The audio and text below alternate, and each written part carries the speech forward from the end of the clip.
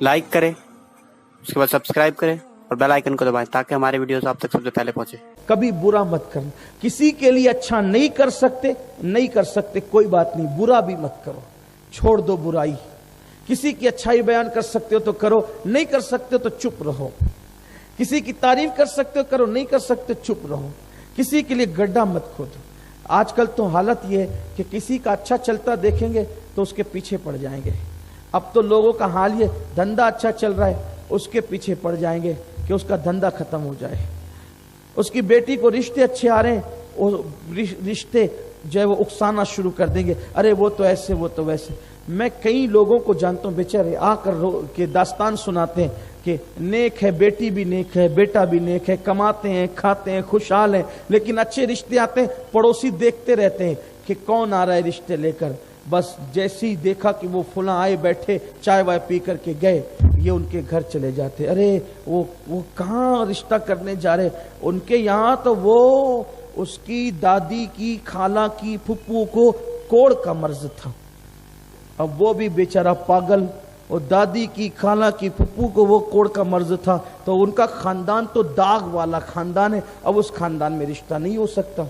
इन्ना लिल्लाहि व इन्ना इलैहि राजिऊन। अरे उसको कोढ़ तो नहीं है तू जिसके साथ शादी कर रहे हैं, जिसको बहू बना के ला रहा है, जिसको बेटी दे रहा है। दादी को था, दादी की खाला को था, उसकी फुप्पू को था, उससे तुमको क्या मतलब। और अगर उसको माज़अल्लाह जिसको तुम ये कह के कि इनका खानदान अच्छा, अभी मालेगांव में पता नहीं कि लोगों ने क्या क्या रिवाज निकाल रखे कि एक साहब मेरे पास आकर के बैठे, बोले कि मेरी बेटी के लिए रिश्ता देखो।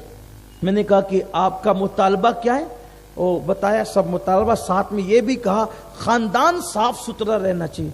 मैंने कहा साफ सुथरे का क्या मतलब, खानदान साफ सुथरे का मतलब कि पूरे खानदान में किसी को बर्स की कोढ़ की बीमारी नहीं होनी चाहिए। मुझे गुस्सा आया उस पे गुस्सा आया कि मैंने कहा आप ये जो साफ सुथरा खानदान देख रहे हैं, तो ये बर्स की बीमारी किसको किसको नहीं हो, ये इंसान के अपने हाथ में।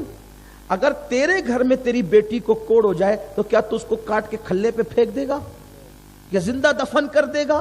तो यही चाहेगा ना कि इसका कहीं ना कहीं रिश्ता हो जाए। ये सब जहालत की बातें। कोई जरूरी नहीं है कि अगर मां को बर्स है, सफेद दाग है, तो उसकी औलाद को भी, कोई जरूरी नहीं है। अब डॉक्टर लोग जो कहते हैं वो कहते हैं, लेकिन ये हमारे मजहब की बात है। अगर लोग मां को शुगर है तो बच्चों को भी होगी, तो मां को शुगर है तो बच्चों को भी होगी, तो एक ही को क्यों होती, दूसरे 4 बच्चों को क्यों नहीं होती? ये भी तो है ना। मां को ब्लड प्रेशर है तो बच्चों को भी होगी। ये सब कुछ नहीं है, हमारा ईमान है अल्लाह जिसको देगा उसी को होगी, बस ये अपना ईमान है। डॉक्टर लोग कुछ भी कहें, डॉक्टर लोग मुझे माफ करें, लेकिन एक सहाबी आए, देखो ये बात याद रखना, एक सहाबी आए। कुछ लोग जो है ना डरते हैं, अगर कोई बंदा किसी को सफेद दाग हो जाए खाने के लिए नहीं बैठते पास, एक शादी में भी हो जाए दावा नहीं खाते, एक साथ नहीं खाते, वो इधर घूम रहा है, वो उधर भाग रहा, वो उधर भाग रहे। नहीं, नफरत मत करो, तुमको हो जाएगी तो क्या करोगे? टीबी का मर्ज किसी को है, ठीक है, एहतियात अपनी जगह, नफरत क्यों करते हो? नफरत मत करो।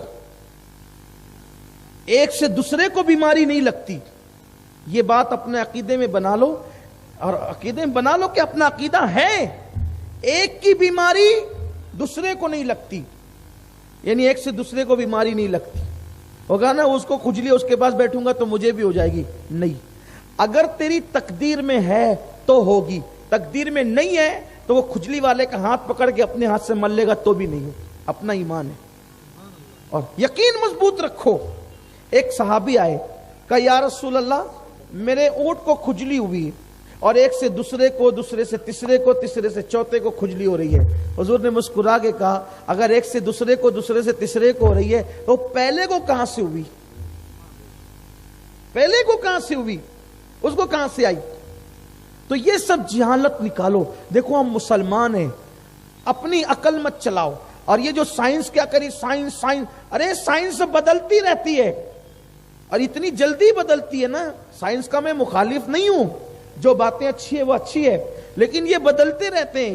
یہ چلتے سورج کو سلام کرنے والے لوگ ہیں، چلتے پرزے لوگ ہیں. یہ ہم لوگ جب تیسری جماعت میں، مجھے اچھی طرح یاد ہے، میں تیسری کلاس کا طالب علم ہوں تو میرے ٹیچر ایک گول دائرہ کھینچتے تھے، وہ کہتے تھے بچوں اپنی زمین گول ہے. تیسری جماعت میں. پھر میں 5ویں میں گیا تو وہی استاد ایسے انڈے جیسا بنا کے کہتے تھے بچوں اپنی زمین بیضوی شکل کی ہے. 2 سال میں اس پلٹی مار دیے.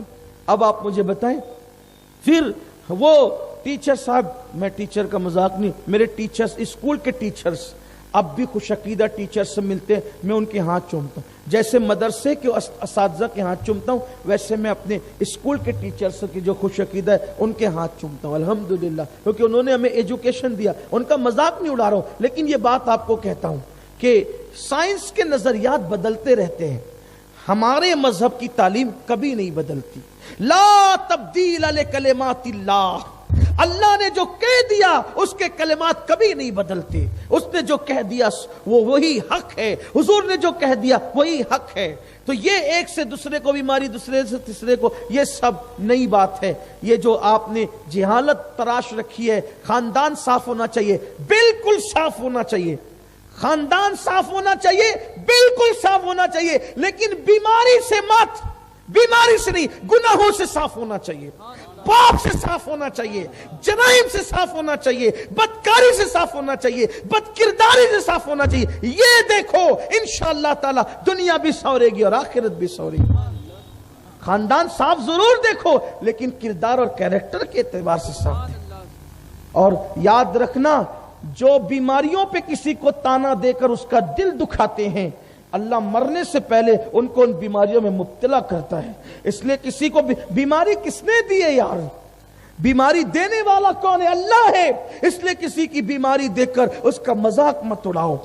کسی کی بیماری دیکھ کر، اور ارے بیماری اگر عذاب ہوتی سب کے لیے، کچھ لوگوں کے لیے عذاب ضرور ہے، سب کے لیے نہیں، تو اللہ ایوب علیہ السلام کو بیمار کیوں کرتا؟ ایوب علیہ السلام کتنے بیمار ہوئے کہ شہر چھوڑ کر آپ جنگل میں تشریف لے گئے. تو اس لیے یہ ساری باتیں چھوڑیے. دین سیکھ رہے ہو، دین پہ عمل کیجئے، دین پڑھیے، سیرت رسول پڑھیے، اپنے آقا صلی اللہ علیہ وآلہ وسلم کی تعلیمات پڑھیے.